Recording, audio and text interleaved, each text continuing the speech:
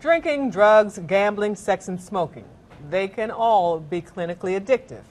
But what about tattoos? Well, there are thousands of Americans with more than one piece of body art. So what is it about getting inked? News 13's Ashley Searles joins us tonight with a special report.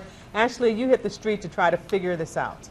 We talked to quite a few people to see if there is such a thing as tattoo addiction.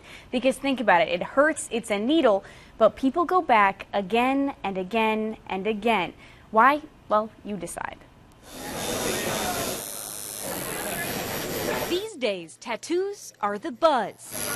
The new old thing. They've done them really from time immemorial. If you go back to warrior societies. Now more popular than ever. I have at least half of my body covered. And it's less and less the symbol of youth or rebellion. I know a veterinarian who has his whole back tattooed in Yorkshire Terriers. At the very top, life is merrier with a Yorkshire Terrier. A little bit more hints of reddish orange. It seems more and more. The soccer moms are the ones who are coming in to get tattooed, who are really shocking us on a daily basis. A 2012 Harris poll found that the most inked up age group was 30 to 39-year-olds. And for the first time ever, women are more likely to have one than men. There's a saying that says your body is a temple, so why not redecorate it? But why do 1 in 5 adults have the sudden itch to ink? Why are more people getting tattooed? Because it's becoming more acceptable. The number of people associating the body art with deviant behavior is dropping. When I got my chest tattooed, I learned to hold my head up high and look people in the eye at age 19. And as more and more are getting them, another trend, it seems, for people like Betty Ford. It's really hard to count. I know over 10. You can't get just one. With the pain, you do get like an adrenaline rush. So that, I guess that can be a little bit addictive. All tattoos hurt.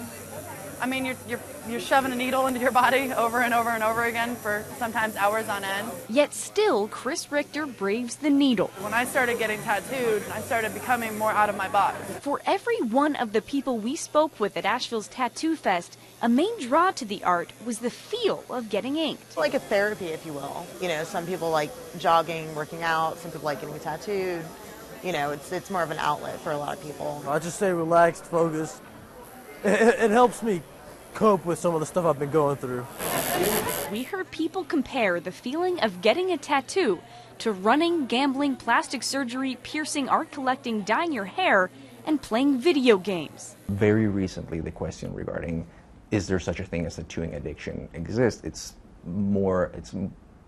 has just now started to be examined. Western Carolina psychology professor Leonardo Bobadilla says, anecdotally, some people who get tattoos do report a rush, very much like people would, when they take a substance, they feel euphoria. However, there is very little data suggesting that people may have tolerance or withdrawal, which are the two main symptoms of addiction: need increasing amounts of something to be satisfied, like an alcoholic, and cannot function properly without it. For example, getting the shakes. It would be interesting to see if there are people that are out there and whenever they have a bad day or something bad happens, they're like, I'm just going to get a tattoo, because it just makes them feel good. Bobadilla says he doesn't know one study that asked about that dependence or emotional release. That is virgin territory.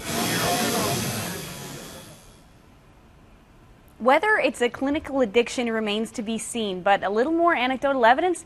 One tattoo shop owner we spoke with opened up a second shop with business booming during the recession. Not much money to go around, but apparently enough for the essentials.